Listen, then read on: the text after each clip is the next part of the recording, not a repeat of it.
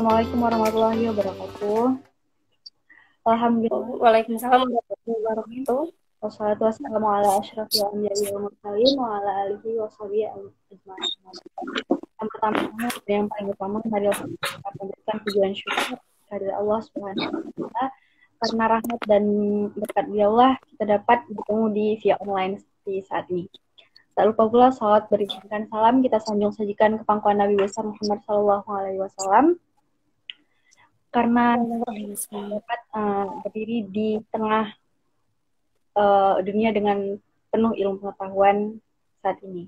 Nah, jadi langsung saja tanpa basa-basi kita udah menunggu dari tadi malam bahkan, tapi karena keadaan ya langsung aja nih Kak, dengan tema kita itu Be Confident with Yourself, sharing tentang bagaimana jadi MC yang handal, sharing tips menguasai keterampilan public speaking dan menguasai panggung. Nah, tips dari kakak ini pasti banyak banget dibutuhkan sama teman-teman, termasuk Sika. Nah, waktu dan tempat, silahkan. Baiklah, terima kasih. Assalamualaikum warahmatullahi wabarakatuh. Hamdan wa syukron lillah, sholatan, sholaman ala rasulillahi amma ba'du. Puji syukur kehadirat Allah Subhanahu wa Ta'ala yang telah memberikan kita kesehatan serta kesempatan sehingga kita dapat melakukan sharing online live Instagram bersama Indonesia Millennial of Change dalam program Alumni Talk. Salawat dan salam marilah kita aturkan kepada baginda Nabi besar Muhammad sallallahu alaihi wasallam yang telah membawa kita umatnya dari alam kebodohan ke alam yang penuh ilmu pengetahuan seperti yang kita rasakan pada saat ini. Sebelumnya terima kasih kesempatannya kakak moderator Kak Cika, dan ya alhamdulillah pada pagi ini kita bisa melanjutkan melakukan sharing online dengan tema Be Confident with Yourself yang terfokus pada bagaimana sih caranya menjadi MC yang handal, bagaimana sih caranya menguasai panggung dan juga public speaking. Ya, beberapa waktu lalu kita sudah sharing dan diskusi dengan dua pemateri yang luar biasa hebat. Ada Kak Mutia Rangkuti dan juga ada Bang Ismail Sigalingging yang tentunya sudah membakar semangat kita, sudah memberikan inspirasi-inspirasi yang memotivasi kita semua nih teman-teman. Dan terkhususnya untuk saya sendiri. Dan ya pada pagi hari ini kita akan sharing mengenai Be Confident with Yourself nih teman-teman. Nah sebelum itu ada pepatah nih yang mengatakan, tak kenal maka tak sayang, tak sayang maka tak cinta. Oleh karena itu, perkenalkan nama aku Sri Wahyuni. Aku salah satu mahasiswa biologi MIPA Unsia. Saat ini aku semester 4 dan ya, aku berasal dari Kabupaten Bener Meriah nih teman-teman. Salam kenal semuanya sahabat IMC dimanapun berada. Dan ya, langsung saja berbicara mengenai Be Confident with Yourself yang terfokus pada bagaimana sih caranya menjadi MC yang handal, bagaimana sih caranya menguasai panggung dan juga public speaking nih teman-teman. Komponen-komponen ini adalah problema terbesar kita ketika kita menjadi pembicara teman-teman, apalagi seorang pemula. Nah, ketika kita berdiri di atas panggung, ketika kita menjadi objek perhatian, sebagian besar dari kita, kebanyakan dari kita pasti merasakan yang namanya grogi. Kalau jadi MC nih, pegang keynote-nya goyang-goyang gitu. Nah, hal ini akan berdampak pada pikiran kita dan sehingga kita suka ngeblank nih teman-teman. Dan ya, hal ini sering disapa dengan yang namanya demam panggung. Nah, demam panggung ini harus segera kita berantas teman-teman. Kita tidak bisa terus-terusan berada dalam demam panggung ini. Kita harus terus dan terus mengupgrade diri kita. Kita harus terus melatih soft skill kita supaya kita nggak mengalami yang namanya demam panggung ini teman-teman. Nah, yang jadi pertanyaan adalah bagaimana sih cara kita untuk memberantas yang namanya demam panggung ini teman-teman. Nah, sebelum itu teman-teman, beberapa waktu lalu kita sudah diskusi bareng Kak Mutia Rangkuti dan ada menyinggung masalah insecure nih teman-teman. Nah, insecure ini juga permasalahan kita ketika kita mau bersaing dengan orang lain, baik itu ketika kita mau berbicara juga teman-teman. Nah, insecure ini adalah ketika kita terlalu banyak penolakan pada diri kita dan sedikit akan penerimaan. Yang dimaksud dengan penolakan yang bagaimana? Ya, kita merasa bahwa kita ini nggak ada gunanya, kita merasa bahwa kita ini outlier, kita merasa bahwa ya apa yang kita lakukan itu semuanya salah, teman-teman. Dan ya, hal ini tidak bisa kita biarkan terus-menerus, teman-teman. Kita harus mencoba beralih dari keterpurukan ini, teman-teman. Yang menjadi pertanyaan, bagaimana nih caranya? Ya, untuk teman-teman yang masih takut, masih ya merasa nggak pantas untuk berbicara pun dengan orang lain, merasa gimana gitu kan ya. Cobalah buka pintu rumahnya, keluar, dan ya coba berbicara dengan teman-teman di selingkungannya. Misalnya teman-teman mau ke pasar nih, cobalah berbahasa-basi dengan ibu-ibunya. Hal ini akan melatih teman-teman juga dan bakal meminimalisir yang namanya insecure yang berlebihan nih teman-teman semuanya. Nah, ketika teman-teman sudah bisa berbahasa basi dengan orang lain, dan ya perlu diingatkan teman-teman, kita yang memulainya, jangan tunggu orang yang memulai pembicaraan dengan kita, teman-teman.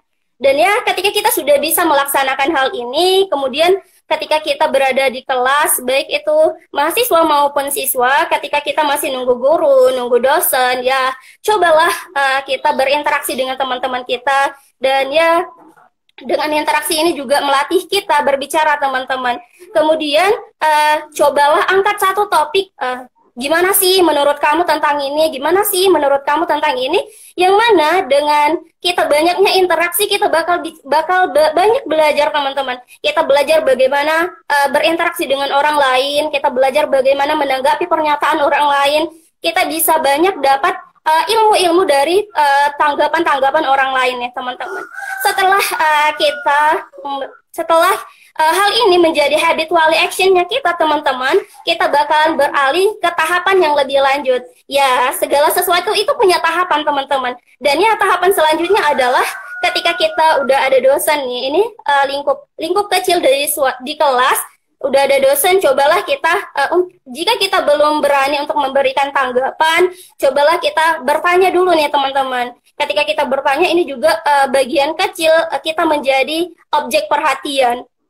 Nah, ketika kita sudah berani bertanya, kemudian kita belajar bagaimana sih menanggapi apa yang orang lain sampaikan. Nah, ketika kita memberikan tanggapan, nah, pada saat ini juga dalam lingkup kecil, kita menjadi objek perhatian nih, teman-teman semuanya. Dan dari sini kita belajar tahapan demi tahapan nanti ketika kita di panggung, teman-teman. Nah, ketika kita sudah terbiasa dengan tatapan ataupun dengan ya lingkup kecil dari public speaking ini, teman-teman, nanti ketika kita berada di atas panggung, kita bakalan terbiasa nih, teman-teman.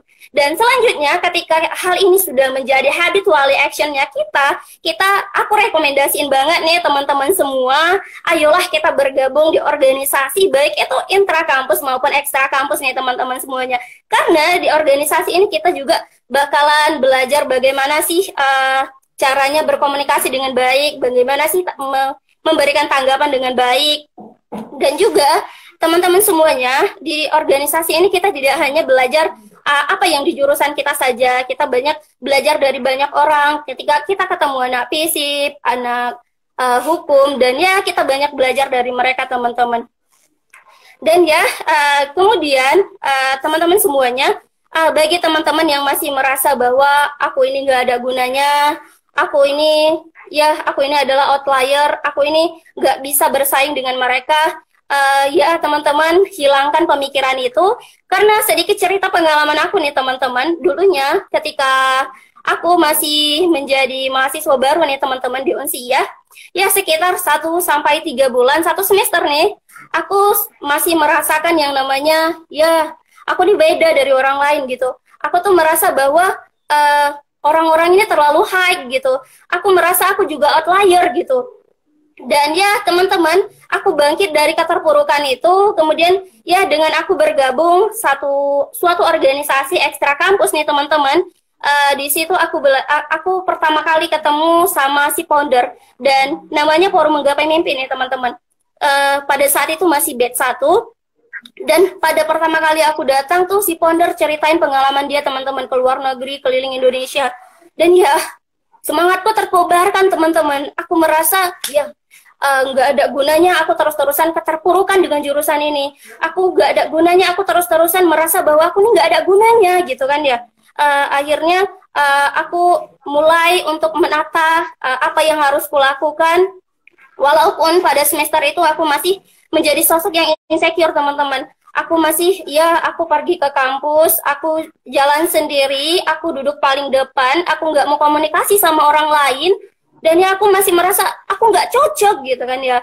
Aku di seling-seling waktu itu aku baca buku, aku nggak mau bicara sama orang lain teman-teman. Nah setelah aku bergabung di Forum Menggapai Mimpi ini teman-teman, aku akhirnya tahu bahwa sebenarnya relasi itu penting. Kita nggak boleh terus-terusan berada pada posisi itu teman-teman. Dan ya di sini aku di organisasi ini teman-teman, aku didorong, ayolah Sri, kamu ayolah Sri, coba Sri, dan Sri, coba Sri, coba Sri. Dari seringnya mereka kasih tahu coba, ini membuat semangat aku, ya kayaknya aku memang harus coba. Masa orang lain aja semangat untuk ngingatin aku, masa aku enggak gitu kan ya.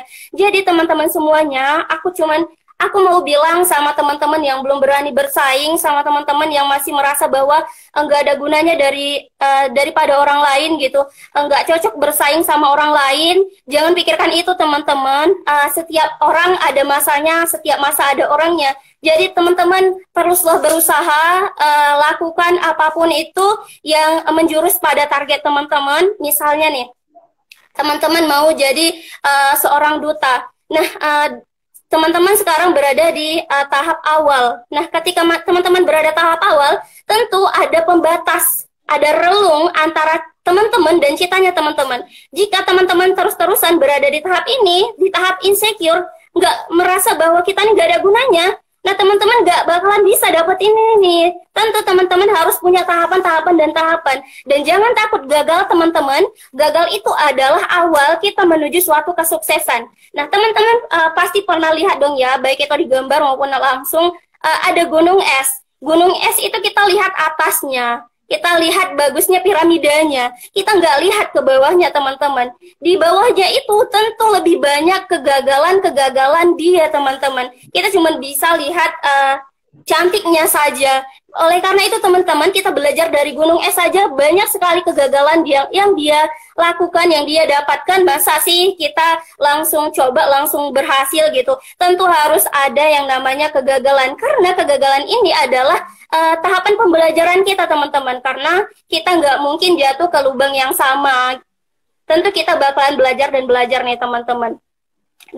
Selanjutnya jika teman-teman sudah menemukan ya lingkungan yang bisa mendorong teman-teman dan sudah juga melakukan sharing-sharing di kelas tadi, maka selanjutnya kita beralih ke panggung nih teman-teman. Ketika kita sudah di panggung, pertama kali kita bahas MC dulu ya teman-teman. Ketika kita sudah di panggung dan ya hal pertama yang harus kita persiapkan adalah persiapkan yang namanya teman-teman harus tahu dulu jalan eventnya bagaimana, struktur acaranya bagaimana. Karena ya MC itu adalah wajah dari sebuah acara, MC harus tahu bagaimana konsep acara itu. Dan kemudian jika teman-teman sudah memahami konsep acara, yang kedua adalah teman-teman jangan sampai salah kostum nih teman-teman. Karena jika kita salah kostum ini bakal berdampak pada ya kepercayaan diri kita, apalagi tuh cewek kan ya. Kalau salah kostum tuh suka ya gimana nih panikan ya kan. Dari panikan ini bakal nimbul yang namanya ngeblank teman-teman. Jadi aku saranin jangan sampai salah kostum. Nah, selanjutnya setelah kostum udah, konsep udah, ketika kita berdiri di depan nih teman-teman, MC jangan lupa senyum dong, jangan asik cemberut, oke?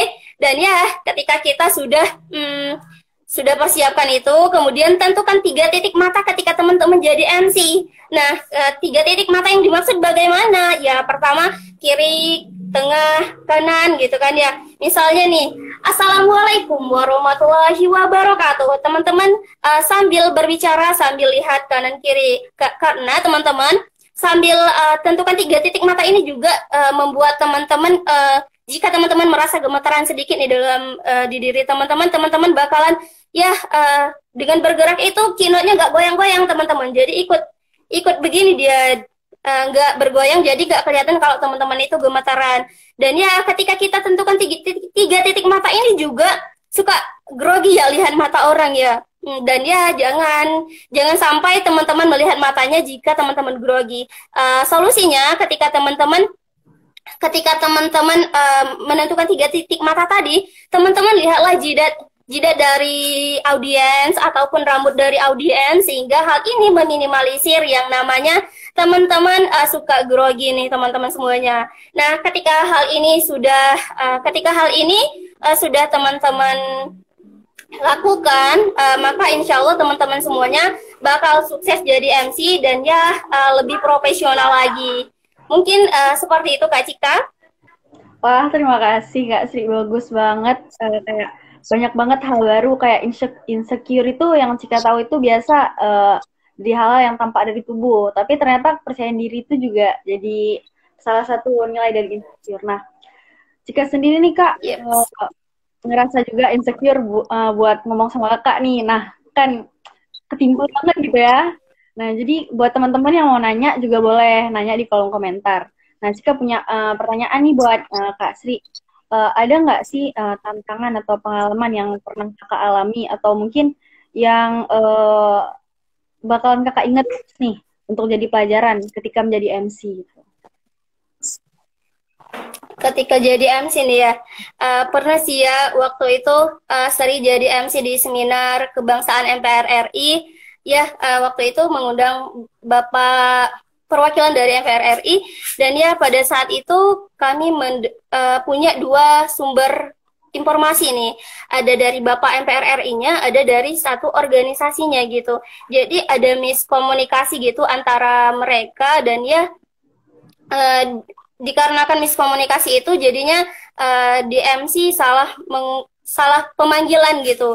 Antara keduanya itu enggak sinkron. Jadi menurut Sri nih, pembelajarannya ketika teman-teman jadi MC nih, usahakan informasi yang teman-teman dapat itu dari satu aja, jangan dari dua, karena jika dari dua informasi itu bakal rancu banget teman-teman bingung mau pilih informasi dari yang mana, apalagi jika berbeda gitu teman-teman. Mungkin gitu sih.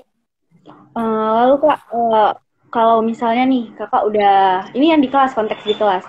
Kalau misalnya Kakak jadi objek perhatian teman, pernah nggak sih kayak ngerasa, teman-teman kayak ngejauhin aku gitu? Karena kan biasa kalau kita ngajuin pertanyaan atau beri tanggapan ke teman-teman, itu sebenarnya kan hal yang baik untuk memulai kepercayaan dalam diri kita. Tapi gimana seharusnya kita bersikap sama lingkungan kita, khususnya teman-teman? Ya, untuk Sri sendiri sih, untuk Sri pernah sih juga gitu ketika bertanya di kelas gitu kan, karena memang Sri pengetahuannya di biologi itu minim sekali, jadi pertanyaannya suka rada-rada mungkin menurut teman-teman itu nggak cocok ditanyain gitu kan ya.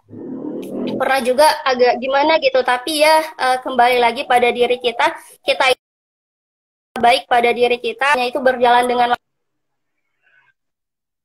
lancar. Ketika kita bertanya itu ya kita berprasangka baik bahwa ini pertanyaan aku nggak tahu dan aku harus tahu gitu. Dan masalah orang lain ya menurut Sri ya, ketika hal itu baik untuk kita bisa dengarkan, tapi jika hal yang mereka komentarkan, hal yang mereka lakukan itu berdampak buruk untuk kita, maka tinggalkan saja. Kita fokus saja pada apa yang kita tujukan selama itu berada di jalan kebaikan.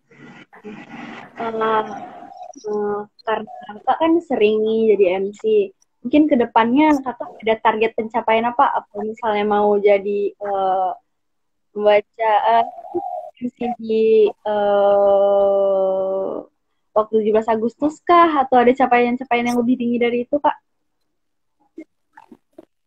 Kalau Sri sendiri nih ya, targetnya di 2020 ini sebenarnya Sri pengen jadi pembicara gitu ya, baik itu speaker-speaker di motivasi ataupun dimanapun itu. Dan ya untuk saat ini Sri masih berada pada tahapan masih pada lingkup kecil dan belum merujuk pada suatu kegiatan yang besar gitu.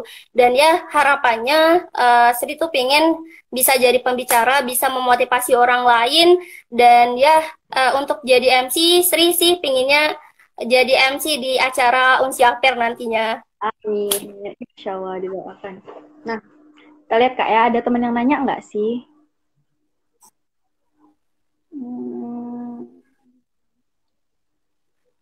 Ternyata nggak ada yang nanya nih Kak.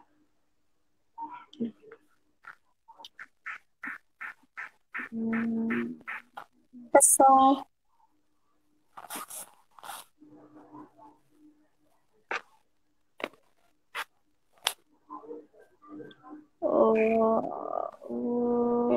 Wah, nggak ada yang nanya. Ada nggak sampaian dari kakak atau kata-kata yang bisa memotivasi lah sendiri nih buat ngomong depan orang banyak tuh kadang merasa nggak pede, bener-bener nggak pede, udah coba tapi mungkin memang kayak merasa masih rendah kayak gitu, tapi pengen coba, tapi ya gitulah kak pasti tau lah gimana dilemanya. Padahal Cika ini dikenal ekstrovert, tapi untuk hal-hal tertentu Cika itu introvertnya banget gitu. Ya, untuk Cika ataupun siapapun itu di luar sana yang masih belum percaya diri ketika berbicara di depan tuh, ketika berbicara di depan, yang pertama kali yang harus Cika persiapkan adalah cobalah Cika berprasangka baik pada diri sendiri, karena ya lagi-lagi prasangka baik ini akan memicu kepercayaan diri kita, dan ya lagi-lagi cobalah kita belajar dari pengalaman orang lain, kita cari pengalaman orang lain yang bisa memotivasi kita. Dan ya kalau Sri sendiri sih caranya untuk bisa berani berbicara depan orang itu, Sri suka nempelin sesuatu di dinding-dinding di mana yang Sri sering lihat gitu.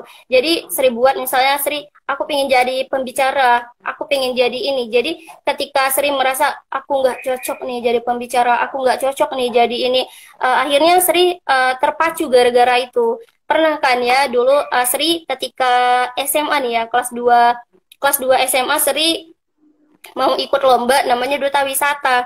Jadi ada disuruh kumpul gitu di panggung waktu SMA kan ya. Ketika Sri di tengah jalan, 30 meter dari panggung Sri lihat yang di panggung itu semua orang-orang most wanted di sekolah gitu kan ya. Abang-abang yang hebat, kakak-kakak yang hebat, cantik-cantik, tinggi-tinggi gitu kan ya. Nah, setelah itu Sri nggak jadi ikut. Eki, aku nggak jadi ikut lah. Aku mau balik ke kelas aja gitu kan ya. Nggak percaya diri duluan gitu. Akhirnya balik ke kelas dan nggak ikut lagi. Dan ada beberapa kawan yang lulus gitu. 2 orang kawan sekelas, 2 orang lulus. Dan akhirnya tanya-tanya sama mereka, gimana sih seleksinya, gimana? Sebenarnya dalam hati tuh pengen ikut gitu kan ya. Cuman akhirnya di tahun selanjutnya di kelas 3 SMA Sri ikut, udah komitmen kan dalam hati, coba pasti bisa, nggak ada yang nggak bisa gitu kan ya. Akhirnya Sri ikut, dan ya pada kelas 3 SMA itu Sri gagal, dan ada 3 orang teman laki-laki yang lulus, dan akhirnya Sri kembali tanya-tanya sama mereka, gimana sih kalian, gimana gitu. Sri korek-korek informasi dari mereka, dan ya setelah lulus SMA, setelah lulus di Unsiah, waktu itu bulan-bulan 4 atau 5 gitu, Sri ikut lagi seleksi Duta Wisata, dan ya sebulan sebelum perlombaan Sri persiapkan matang-matang dengan apa yang koreksian dari teman-teman tadi. Sri koreksi, akhirnya ketika pengumuman setelah banyak rintangan, ya banyak sekali teman-teman, setelah banyak rintangan, alhamdulillah Sri lulus jadi finalis, dan dia nama Sri dipanggil sekitaran ke-7-8an gitu, udah deg-degan juga kan ya. Dan ya pada saat itu ada juga Bapak Haili Yoga, Bapak itu Ketua Dinas Pariwisata Bener Meriah waktu itu, dan ya kami disuruh berdiri semua, para finalis yang lulus gitu ya, disuruh berdiri.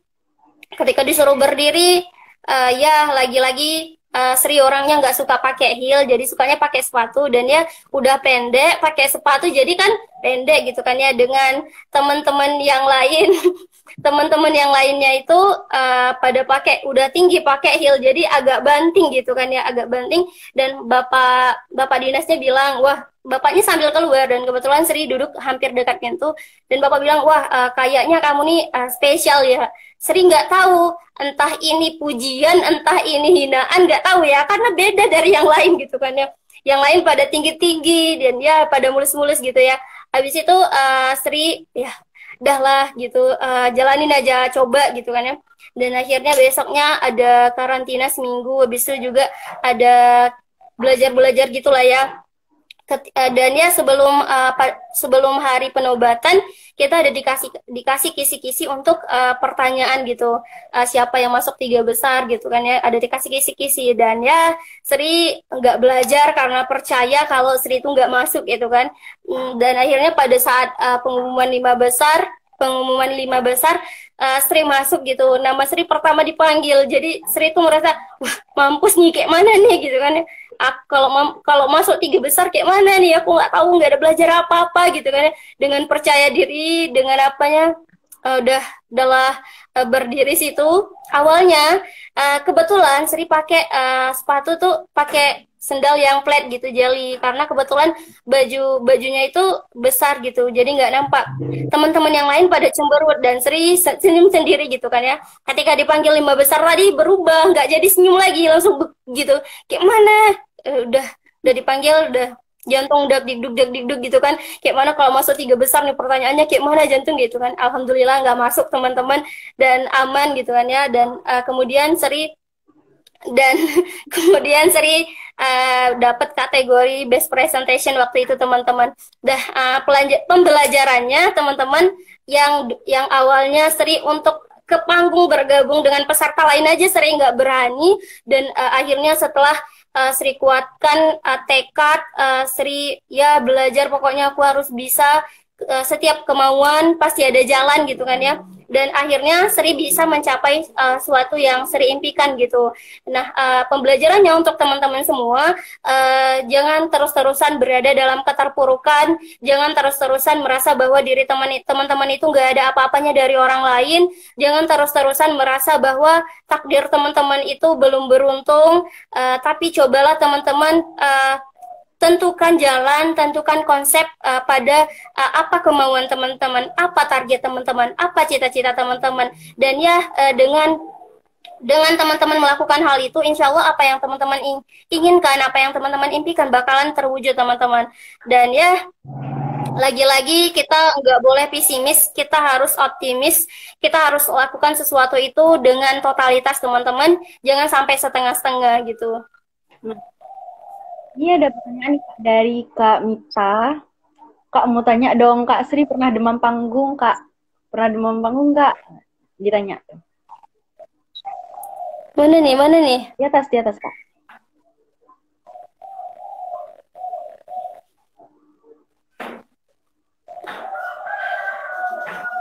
Pernah demam panggung, mana sih?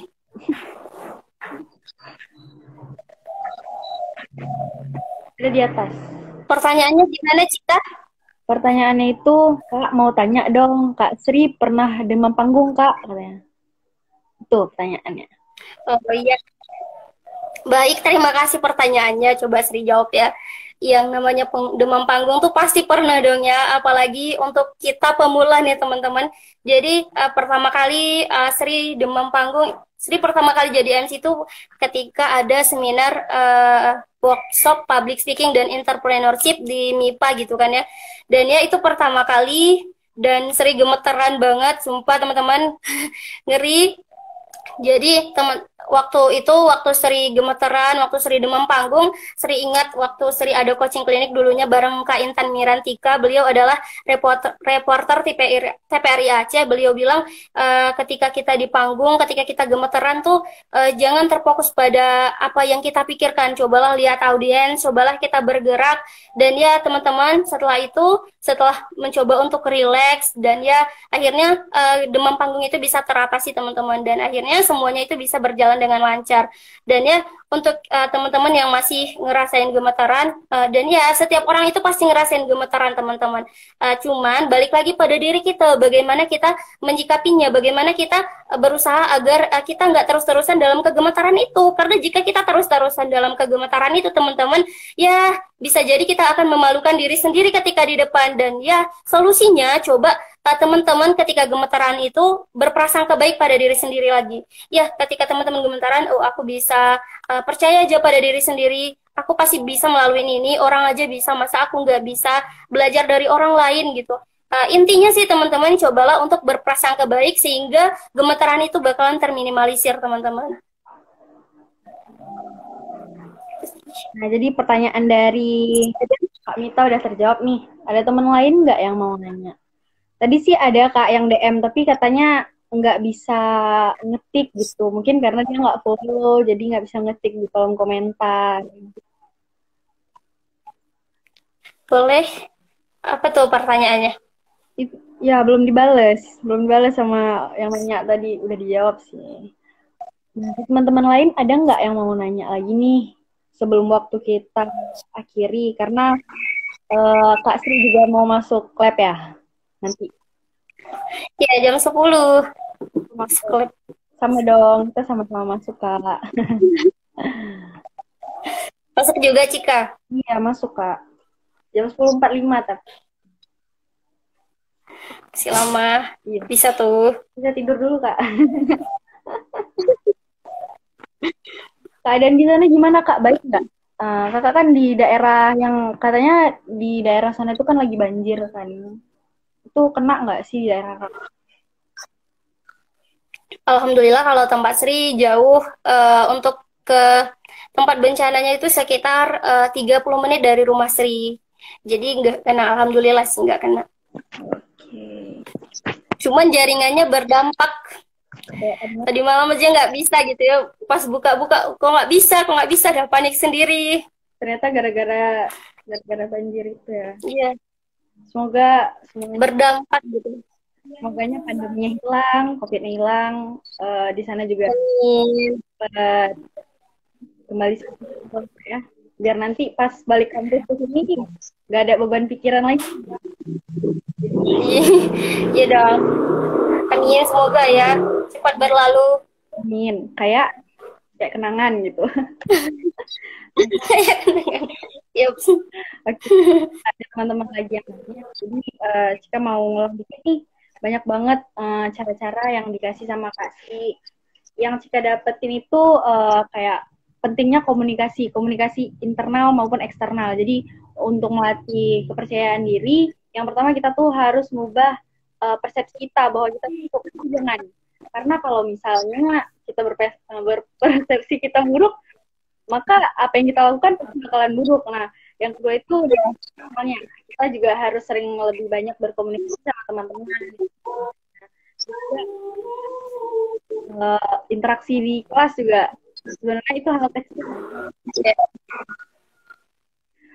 Jadi mungkin sampai Kak, lain kali mungkin kita sharing-sharing lagi nih. Mungkin nggak via online, kan gitu Kak ya, di mana dengan teman-teman yang lain juga. Makasih buat teman-teman yang lain udah mau nonton dan ikutin. Semoga apa yang udah dibagi sama Kak Sri itu bermanfaat bagi Cika dan teman-teman yang lain. Nah, mungkin ada closing statement nih, kata-kata terakhir. Kata-kata terakhir yang ngeri kali. Oke, teman-teman, ya untuk teman-teman yang masih merasa insecure, yang sebenarnya insecure ini biasa sih, cuman gimana jika kita terlalu terlarut saja, makanya itu jadi nggak bagus untuk kita. Ya, untuk teman-teman yang masih merasa bahwa ada orang yang lebih tinggi, aku ini nggak ada apa-apanya, aku ini adalah outlier, aku ini nggak cocok untuk bersaing sama mereka. Ya, teman-teman coba untuk melihat lingkungan sekitar, coba teman-teman tentukan motivasi teman-teman itu apa. Jangan sampai gara-gara terlalu lama terpuruk semua mimpi-mimpi teman-teman itu berantakan, cobalah teman-teman kembali menata apa yang teman-teman impikan. Nggak ada kata yang nggak mungkin untuk kita teman-teman. Aku pernah dapat materi dari Duta Wisata Indonesia Runner Up 1, nama beliau Bang Fahmi Risnaldi. Beliau bilang gini, berapa sih umur kalian? Dan rata-rata itu di bawah 20 tahun teman-teman. Beliau bilang nggak ada kata terlambat untuk kita mencoba, nggak ada kata terlambat untuk kita meraih prestasi katanya. Karena saya mulai semuanya itu sejak berumur 22 tahun. Beliau bilang begitu teman-teman. Jadi dari situ kita bisa petik hikmah bahwa nggak ada kata terlambat, nggak ada kata terlarut dalam kesedihan. Cobalah bangkit. Insya Allah teman-teman ada pada masanya berada di puncak. Mungkin itu saja. Nah, ini ada pertanyaan apa nih dari kami biar disebutkan. Untuk melatih skill komunikasi dan menjadi pembicara yang handal, tentu sangat bergantung pada seringnya latihan dan jam terbang kita dalam hal tersebut. Dalam hal tersebut, lalu apakah kita seorang pembelajar tidak pernah? Oh, mungkin kepotong ya kak ya? Iya, kepotong. Karena coba cek DM. Yang di DM di HP juga nggak masuk, jadi nggak bisa lihat. Potong pertanyaannya. Bentar ya kak.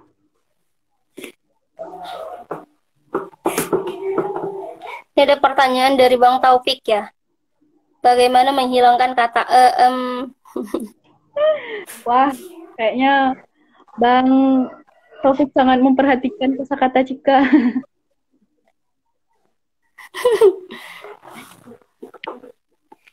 Coba Sri jawab pertanyaan Bang Taufik ya. Gimana caranya menghilangkan kata dan sebenarnya kan Bang, hal ini biasa ketika kita berbicara. Kenapa? Sri ada juga lihat, lupa namanya ya, Sri lihat orang-orang turis gitu, ketika berbicara dia suka menggunakan kata tapi mereka itu nggak kayak kita Bang. Mereka itu kayak gitu. Sebenarnya itu biasa sih, cuman untuk menghilangkan itu teman-teman boleh diam sejenak.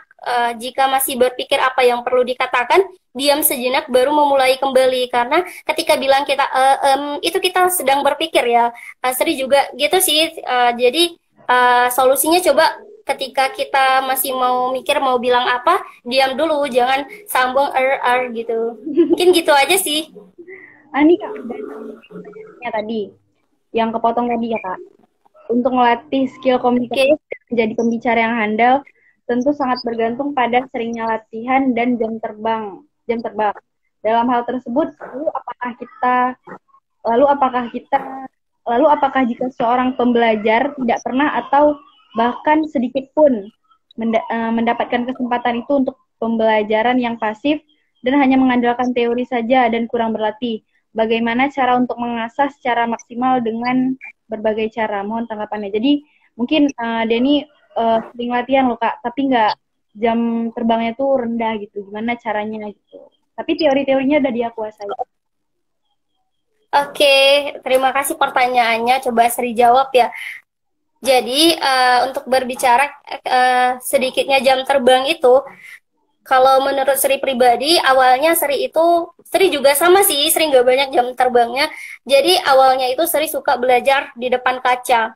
Dulu ketika asrama, Sri mungkin teman-teman kamar suka bilang, apa sih ini Sri tiap hari ribut banget bicara depan kaca gitu kan ya. Itu awal-awal Sri belajar ngomong, awal-awal Sri belajar jadi MC. Karena waktu itu Sri masih nggak punya tempat di mana untuk Sri bisa aplikasikan apa yang Sri dapat dari teori gitu. Jadi Sri belajar depan kaca, baik itu Sri jadi MC, Assalamualaikum gitu itulah kan. Jadi kemudian ketika Sri belajar jadi duta wisata juga kan ada presentasi tuh, Sri juga belajar melalui kaca. Jadi kemudian teman-teman untuk agar lebih ada jam terbang kita supaya ilmu yang kita punya juga langsung teraplikasikan gitu. Cobalah teman-teman lagi-lagi bergabung di organisasi. Karena ketika kita sudah bergabung di organisasi nih teman-teman, bakalan banyak nih kita buat kegiatan seminar ini, kegiatan pelatihan ini. Jadi kita bisa mencalonkan diri ke ketuanya. Bolehlah aku yang jadi MC, bolehlah aku yang jadi MC gitu. Karena kan teman-teman, kemudian teman-teman juga bisa belajar MC itu dengan buka volunteering. Misalnya ada nih kegiatan-kegiatan, apalagi kita mahasiswa ya, tentu banyak sekali kegiatan di kampus dan kita bisa buka volunteering gitu. Bolehlah aku jadi MC gratis saja, bolehlah aku jadi MC gratis saja gitu. Karena kan ya, aku pernah juga sharing-sharing dengan Bang Riki Muhammanda. Beliau juga seorang MC dan waktu itu beliau bilang, beliau ceritain gini. Dulu waktu abang masih kayak kalian, masih mahasiswa baru, abang juga nggak banyak jam terbang, dia bilang begitu. Jadi cara abang untuk ngasah skill abang itu, abang ya volunteer gitu, MC sana sini tapi nggak dibayar gitu. Ada kawan buat acara, maulah aku jadi MC di tempatmu, maulah aku jadi MC di tempatmu. Jadi beliau terus-terusan jadi volunteer MC, kemudian setelah kemampuan beliau itu terasah, udah jadi pembicara hebat, udah jadi MC yang wah gitu kan ya. Sekarang beliau sudah banyak jam terbang. Jadi untuk kita seorang pemula, tapi kita sudah belajar teori, yang pertama kali adalah coba latihan depan kaca. Ketika teman-teman sudah merasa bahwa wah aku udah bisa terjun ke lapangan, aku udah bisa coba aplikasikan ini di tempat seminar atau dimanapun itu. Setelah teman-teman sudah terjun ke seminar, maka itu akan berpeluang besar untuk teman-teman bakalan banyak jam terbang.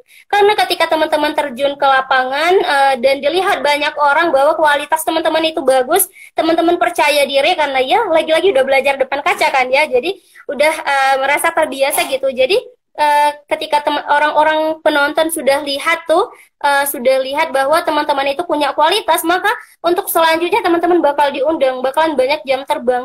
Jadi nggak ada alasan untuk kita bahwa kita sudah belajar teori tapi nggak banyak jam terbang, maka kita banyak cara untuk menuju suatu kesuksesan teman-teman. Kita banyak caranya. Ya salah satunya dengan menjadi volunteer MC tadi. Dengan jadi volunteer MC tadi bakal membuat kita terus terlatih teman-teman. Kemudian juga jika teman-teman kurang merasa bahwa kurang percaya diri, kurang berani untuk mencoba jadi volunteer, pertama kali cobalah teman-teman di organisasi teman-teman sendiri dulu. Ketika sudah, barulah teman-teman keluar. Dan semoga dengan volunteer ini, dengan pengaplikasian ini, teman-teman bakal terasa mentalnya dan bakal jadi pembicara yang baik, bakal jadi MC yang baik gitu. Berarti Halo Mawar. tidak menyia-nyiakan kesempatan gitu Kak ya intinya. Karena kesempatan benar sekali. datang 2 kali. Iya. Kesempatan itu nggak datang 2 kali. Maka jangan menyerah. Jangan putus asa. Oke.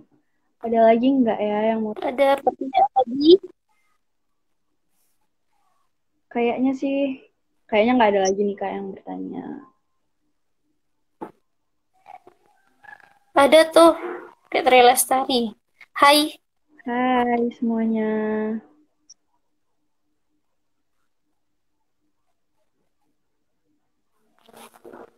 Masih ada pertanyaan?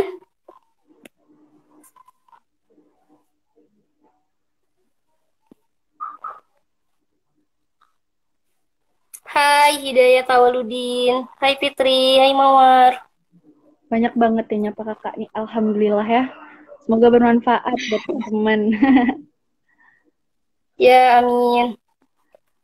Coba diaplikasikan teman-teman ilmu yang udah didapat hari ini. Coba ya, untuk pemula kita coba belajar depan kaca dulu teman-teman. Baru kemudian teman-teman bisa jadi volunteer atau aplikasi langsung di organisasi yang teman-teman punya.